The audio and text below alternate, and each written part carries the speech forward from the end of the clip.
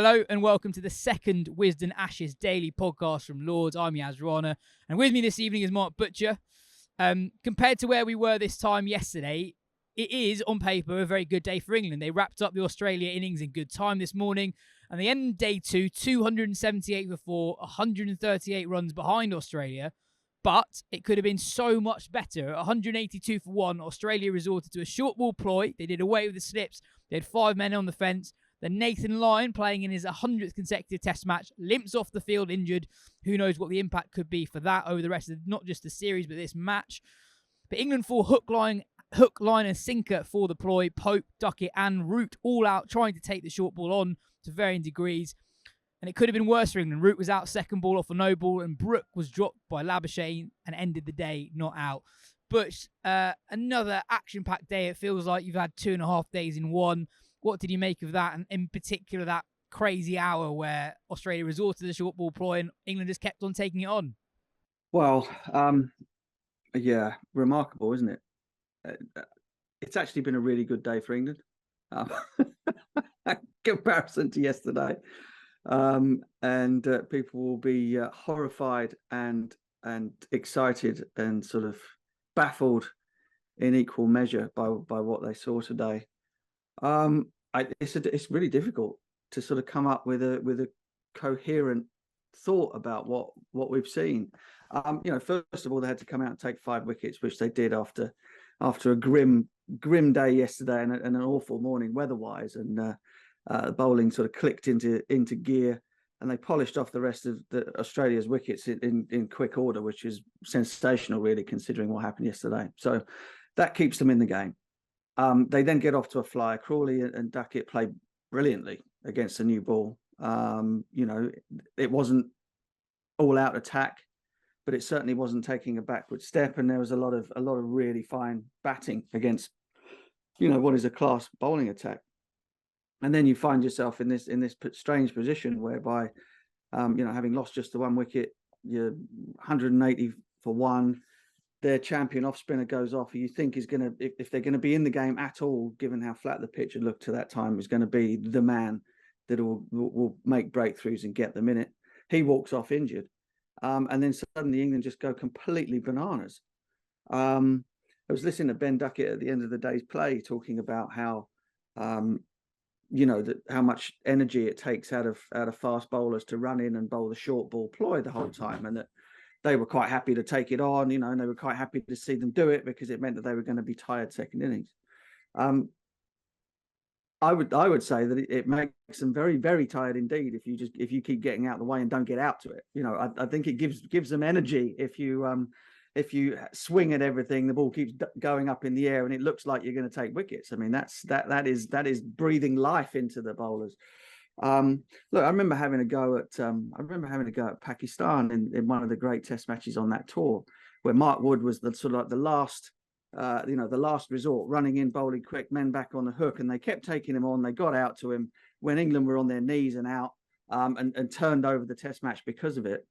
England aren't quite in that situation as yet, but goodness gracious me, if you keep giving top class bowling attacks your wickets like that when you're a long way behind in the game, then don't be surprised if you come unstuck at the end of it. As it is, funnily enough, Ben Stokes comes out and bats like a normal person, and England are right back in the game again in a terrific position starting tomorrow.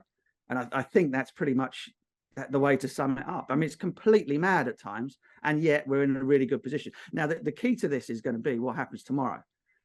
If having got through weathered that storm, that they then come out and play good cricket and try to build themselves a really good lead first innings with them without Lyon, then you think, okay, brilliant, we'll forget everything that happened past. But if they come out tomorrow morning, having got themselves back in it, and then throw it all away again, and give Australia the chance to go in with a lead second dig with the pitch flat, don't forget that England's bowlers won't have been off their feet for very long either. And this is something else we keep forgetting with Bazball. The faster you score, the less time your bowlers have, particularly in games that go the distance, the less time your bowlers, who are very old mainly, have off their feet as well. So it works both ways. So tomorrow morning is going to be stuff that you cannot take your eyes off. Yeah, Alex asks, has Bazball evolved to a more extreme version, or is it just because we are facing a better bowling attack or are we not managing key periods better? And I thought some people would say, oh, you can't criticise them when it brings them so much success. Well, no, their method gets them in the position where they have total control over the game. And then from that point on, there were so many gaps in the field. They could just knock it around, go at fours, which they could have done. And they did towards the end of the day. I've got a theory that the Pakistan tour has scrambled the brain a little bit, not of Stokes, but I think of individual players. That Pakistan tour, they were playing against a really poor attack. Shaheen Afridi wasn't playing. Naseem Shah plays one test match. You had Zahid Mahmood playing. You had Muhammad Ali. But these weren't test quality bowlers, and the pitches were really flat. And they were beating conditions as much as the opposition. And since then, they've actually won 2 and lost 2. Yes. And I think, Yeah, and one of them was against Ireland. Exactly. And I think last summer, their approach was more nuanced than what we've seen here. And I think that nuance is shown by how Stokes knuckled down at the end. And actually, I find it funny that Stokes almost communicates a game plan in his own innings. So last summer, he was batting aggressively almost regardless of the situation to kind of show what he wants his team to be doing. And today, when his team was kind of doing that, he went the other way and actually like, no, I need to get to the close. I need to get to the close unbeaten because, we've got a long tail here. I need to be the one who gets the runs alongside Brook and Bairstow. Well, I mean, the interesting thing is sort of strike rate wise, he's probably one of the lowest in the team. So, the message has gone across, Ben. The others they're right with you, but they're kind of taking it to absolute extremes. There's a comfort in this, and there's a comfort in this for the players because you kind of absolve yourself of any responsibility of doing anything daft. If nothing is, if there's nothing extreme, if there's no shot that's too silly, if there's no risk that isn't worth taking, then basically you're telling yourself that I can do whatever the hell I like here and it's no problem. The reality of sport and the reality of life is that that's never the case. You can push things, you can go up against